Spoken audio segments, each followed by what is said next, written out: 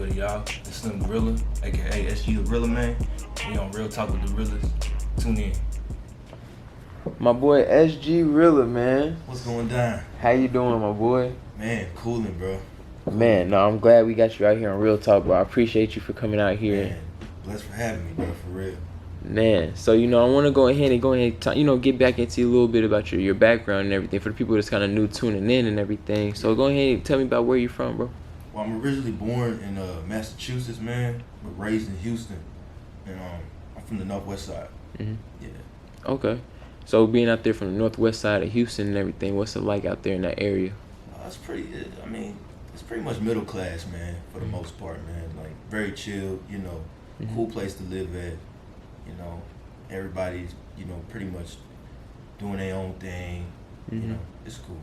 All right, man. So what was it like growing up out there in the Northwest side of Houston? It was chill, man. The Northwest side is pretty much middle class. I'm from the Spring Branch area, so, it's everybody, just pretty much just do their own thing, going to work, school. You ain't really hear no gunshots and no crime, and it wasn't like the hood or nothing like that. So, it's pretty chill, bro, for the most part. I mean, it's nothing too crazy, really. Yeah. I feel it. You could actually walk around and shit. You know what I mean? Still have to watch your back, but that's everywhere. Right. Yeah. That's good though. At least you in an environment where it's not just too detrimental just to be outside. I be hating that having to always be like that. Right. But Houston, like a big impact on music industry. With DJ Screw and everything. R.I.P. to him. How was it growing up in Houston in a spot where where you gotta have such a big name in the industry already? Oh man, people are very prideful out there, bro. Especially coming from Houston and knowing that sound and being raised around it, man. It's a beautiful thing, bro. We really take that culture serious, bro. We wear it on our sleeve down there. No, that's that, man. That's tough, bro. Cause what I'm saying, Houston, y'all really respect it. Y'all just had pass in Mode 3, R.I.P. to him. Yeah, that was terrible, bro. Man, very terrible. And he was just getting started. That was a great artist, man. That was his first album that was about to drop, right? Yeah, I think so. Man, and he's from Dallas. He's from Dallas. Yeah. Okay, so Dallas. So what's the kind of the difference between the two cities? Ooh, man, Houston and Dallas sounds are completely different, bro. Mm-hmm. So the Houston sound, well, it's different now because you got artists like Sauce Walker, changing the game up. Shout out to him. But back then, Houston, the music was very, very slow. It stood for what we go by, with the syrup and the lean and the driving the slabs all slow. You know what I'm talking about? And it's just, it's different over there. Dallas is more of very buck and hype. They like to dance down there. They D-Town boogie down there, bro. For real? Yeah, Dallas is turned, bro. I ain't gonna lie to you. I'm gonna have to check them out, man. Yeah, for real. Yeah, Dallas rappers are next level, man. Cause I didn't know until you just now. I didn't even know Sauce Walker was from Dallas. No, Sauce Walker from Houston. He's from Houston. Okay, yeah, I'm about to say I didn't. He changed the whole, his whole style, man. He just changed the whole game for Houston, bro.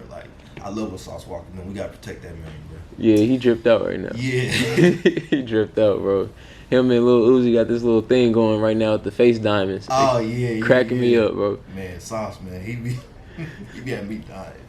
Man, so I'm saying, you got Sauce Walker, y'all got DJ Screw, you got Travis Scott too. I was just about to say Travis Scott. How the impact of that city, y'all got the Houston Rockets, y'all got a whole lot going on in Houston. How is it being an artist from Houston? How hard is it to actually get seen with so much going on in the city, or get any type of exposure? It's hard, bro. If you not Drake or Future, and you a upcoming artist that wants to be heard, boy, forget about it. You got to be different, like Sauce Walker different. It's very hard to come up in Houston now with music, man. I got lucky. You know what I'm saying? I feel like I came at a right time, around 2010, 2011, where everybody was still stuck on YouTube music and stuff like that, and underground lo-fi shit. So what kind of what would you say that separated you from the other artists in Houston? I will say this, I feel like Raider Clan, I don't know, you familiar with Space Ghost Perk?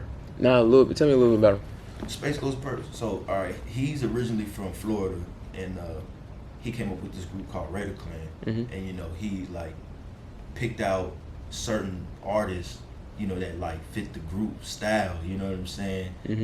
It's very it gives you that like that Wu-Tang, that Southern Wu-Tang kind of feels like a clan deep full of niggas, bro, and everybody's just wearing their own shit, bro. It's very vintage, dark, and lo-fi. You know what I'm saying? Mm-hmm. And I feel like that separated like my style from like everybody else's style, like in Houston, because everybody was either trying to like rap like Drake or like make music like Future. Everybody was trying to be like somebody. You know what I'm saying?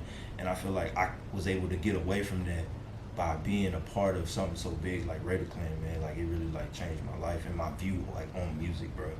No, that's dope. Yeah. Tell me a little bit more about Raider Clan and everything since you just got up into the group and everything. Tell me a little bit more about them. So Raider Clan, well, I first discovered ASAP Rocky, and ASAP Rocky originally had his group called ASAP Mob, and I guess Perp and ASAP Rocky, I think they met over Tumblr or something like that, and they decided like kind of collab, but I noticed Raider Clan, and at first like I didn't know what the hell I was looking at, man. I was like, bro, who are these dudes, man? Like they are like they just different, bro. Like they standing up what they believe in, bro. And I feel like that's what inspired me to like really take music serious. Okay. That's dope, man. I was just about to ask you, what kind of made that push for you to get into the music lane? Well, originally, like being in Houston and stuff like that, I feel like everybody know how to rap. Like, that's just something that you just learn growing up, because that's just a part of culture.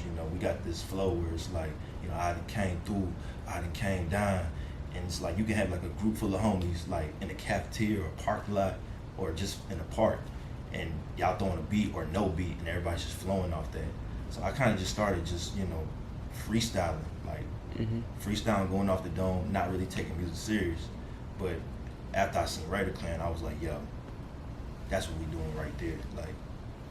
Like I can relate to everything, what they were saying, and like what the group stood for. You know what I mean? So you really like that older vibe more? Yeah, man. Like that was me, man. Very old school, very vintage. Laid back. I was fucking with it, man. No, that's dope, man. It's not a lot of artists that pay homage to the older, like the older art that's been created, the older music and samples and stuff. Like for instance, like we was talking about like Moneybagg. He just dropped the Waukesha. That was a great sample. Bro, that shit is bumping too. He that just shit is bumping. That whole damn thing bumping. Oh yeah, the whole tape. He snapped on the tape. Yeah. But that sample, it was just like it shows like how much like a newer artist like yourself, you know what I'm saying, wants to put like his own twist on something that was already done from the back and still pay homage to the older people. I feel like that's important too, man. That we gotta look back and value like what was done before us. You know what I'm saying? I feel that. Like that's real important, man. We have to keep doing that. We gotta keep paying homage and showing love to what was done before us, man. Right. Off top. Nah, bro, and that's gonna take y'all far, you know what I'm saying? We respect you a lot for that. It's not a lot of artists that doing everything wants to be all new and TikTok and short, mainstream. Like I miss projects, if that makes sense, you know what I'm saying? Yeah, like actual like albums, man. Yes, bro. You feel me? Not these little eight song EPs. Man, like nah, bro. I gotta put like at least 20 or fucking 15 on my shit. Cause to me now it's just like I be feeling like music, like albums have gotten so much shorter. Like now they like 48 minutes. Like you used to be like listening 4 to songs. Yeah. So I'm like, man, I think these are EPs. Yeah, bro. And then they be hyping it up. You be waiting the whole year for it, and then you just be like, dang, 40 minutes, you done in an hour, So it's like I miss the projects where it's like they took their time. Literally listening bar for bar, breaking it down, understanding it. Jay-Z, for instance, like with his 444 album, loved it. I literally don't think a lot of people understood the messages he was trying to put in there about our financials. Exactly. He was literally teaching a financial game through the whole album, and I don't think a lot of people picked it up. Forever, man. And he's people like him that people need to look up to, man. Right. You know what I'm saying? Like real boss, man. Right, man. So a little bit more back into you and everything. So like with your music and everything, like what would you say your style is? Damn, man. I say my style is like very chilled, man. Like the type of music that I make, I can make some some smooth ass player shit 1 minute, and I can make some like, yo, go out and go get this money. Mm-hmm. You know what I'm saying? Like the right way, bro. I don't really like make music about like hurting niggas and, you know what I'm saying, robbing and all that. I just want people to just do their thing, man, and be motivated, man, and get a bag. Like, let's get this money, bro. There's plenty of money for everybody, man. That's what I'm about. I feel that, bro. Yeah. You done any features or anything yet? Yeah. I mean, not any big features, but like people like that's in my realm of the underground. You know what I'm saying? Like, mm-hmm. I was supposed to do a feature with Larry June, mm-hmm. but I think around the time when we was talking about it, that's when he started to get bigger. Like he had other things like, you know, with like Wiz Khalifa and shit like that. I feel like it's still in the air right now, but that's definitely something that I'm looking forward to real soon. Yeah, bro, lock that in. You just slide back in that. Hey, bro, like check this out, man. You know what I'm saying? I understand how busy he is, though. You know what I'm saying? Mm-hmm. But yeah, man. Nah, shout out to Larry June too. No, yeah, shout out to him, bro. Shout out to you for, you know, getting that, you know, working that hard to get that type of opportunity, though. You know what I'm saying? That's dope, you know. A lot of people ain't, like, people are working, you know, there's a lot of people that can say, like, they working, you know? Yeah. So, like, now it's good that you are, you know, taking your music seriously and everything, especially since you said at first you were just playing with it. Now that you saying you seriously, like, you're on this path, bro, it's dope to see that. And I've been looking at the stuff you be going, bro. Can't wait to see way more coming out, you know what I'm saying? Oh, yeah, me too, man. Me too, for real. Man, so, like, since you've been in the industry and rapping and stuff, so, like, what's some of the most exciting things that you've done so far? I haven't really done much, man, to be honest with you, bro. Like, I feel like the best thing I've done so far was, like, do shows, man. Mm-hmm. Like, that shit brings, like, a different side out of me, man. Like, I feel like I'm not there, bro. Like, mm-hmm. just being around the supporters, man, like, I don't know, bro. Like, I don't know if a lot of artists talk about this, but the supporters, bro, they are the shit, bro. Like, they are the reason why we are here. Facts. You dig? And like being around them and shit, bro, it's just like it just feels so good. Like, you know, like they're listening to every single word that you're saying, bro. Mm-hmm. And they believe in that shit. You know what I mean? Like you look at them and you're just like, damn, like these people are down for you from such a distance. You know, like it's just a beautiful thing, bro. No, man, that's dope. So it sounds like you got like a really strong supporting team. Yeah, bro. Like, yeah, my supporters, they're off the chain, bro. Shout out to all of them. Man, so how is it like what's the energy you be getting back when you be on stage? Boy, when you go to a Slim Gorilla show, bro, you don't know what to expect in that, bro, because like you walk in there, you're like, yo, why is everybody moshing? Like, why is everybody?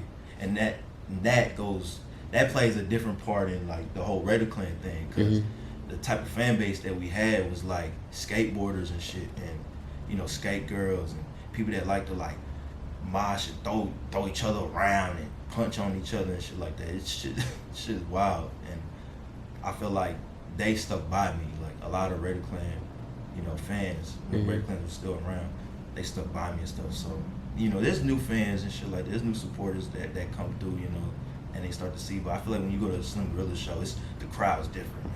It's wild. No, man, that's dope, bro. You ever done the crowd surfing yet? Man, nah, bro. I you know what? Nah, I think I have done that before, bro. And I was nervous. I don't know why I did it, but they carried my ass, bro.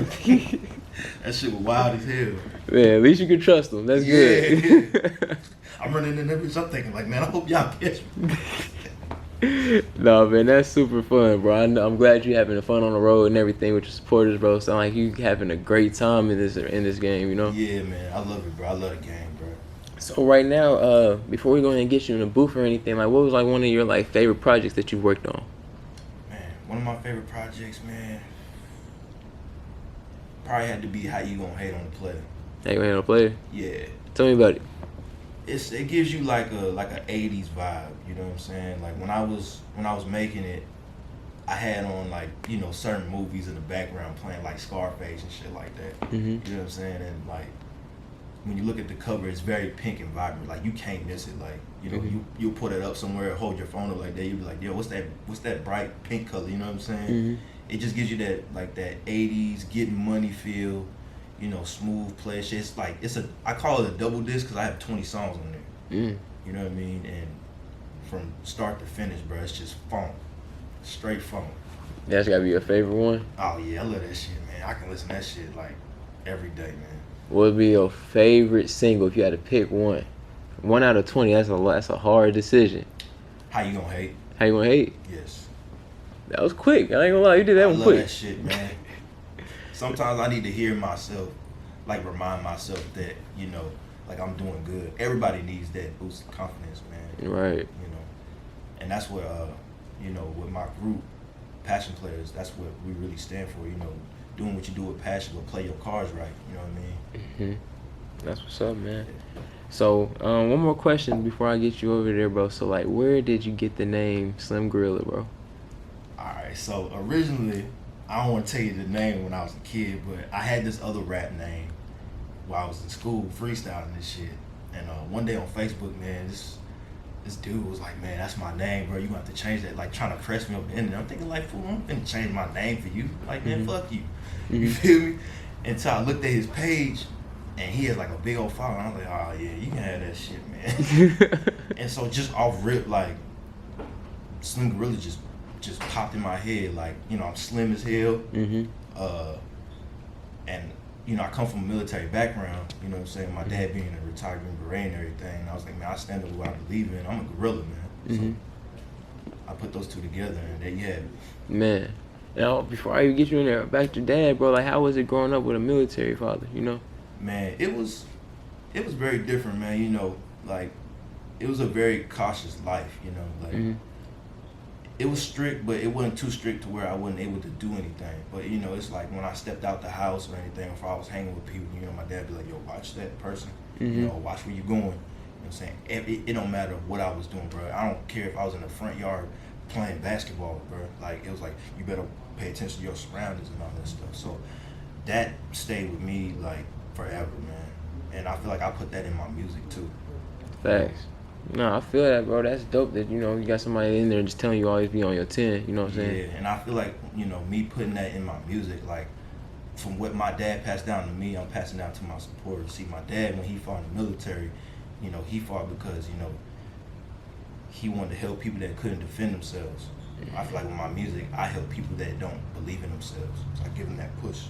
You know what I mean? That's a great message to have, bro. Literally. That's how you motivate others and stuff. Like, you know, that's why, like, you know, Juice WRLD, XXX, that's why they made music for people that didn't know how to express their feelings and stuff. So, like, what you saying, that's a good message to have behind your music to help people get that extra push and motivation. Yeah, man. That's dope, bro. You know what I'm saying? For real, bro. Keep that up, bro. For sure.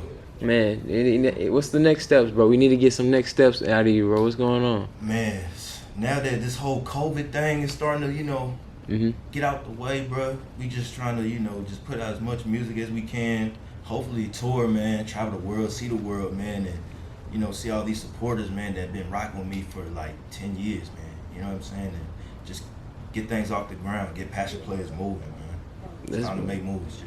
That's what's up, man. I can't wait to see the journey and everything, bro. Again, I'm super glad that you came out here on Real Talk, bro. I appreciate y'all having me, man, for real. Man, you got any shout-outs or anything before we get you in the booth? Man, shout out to my parents. Shout out to the whole Passion Players set. Shout out to y'all, Real Talk. The supporters. Everybody, man. Appreciate you, man. No, for real, shout out to you, bro. You came out here. Appreciate you coming out here on Real Talk, bro. Man, I love it, man. Man, let's go ahead and get you up in the booth, Brody. Really?